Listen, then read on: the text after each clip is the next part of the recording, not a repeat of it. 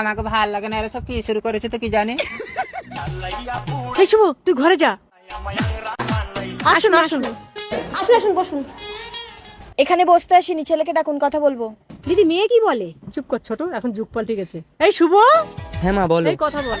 এই মালটা নাম কি? আমার নাম শুভ। বলছি কাজ বাজ কি পারো? আমি একটা হাই স্কুলের টিচার। চলবে না চলবে না, চল। চাকরি এলা ছেলে চলবে না? বলছি আপনাদের বাড়িতে আর কোনো ছেলে আছে? এই আমি সুভদ্রাদের শোনা, কেন কি হয়েছে? ও আমার সোনা, তুমি কি কাজ পারো? আমি থালা বাসন মাজতে পারি, রান্না করতে পারি, বাচ্চা সামলাতে পারি, বললে তোমার কাপড় ছায়াও ধুয়ে দিতে পারবো। মা, আমার এই ছেলেকেই পছন্দ, আমি এই ছেলেকেই বিয়ে করবো। এই শুভ, আশ্চর্য, তুমি আমার চাকরিওয়ালা ছেলে বাদ দিয়ে তুমি মূর্খ ছেলেকে বিয়ে করবে?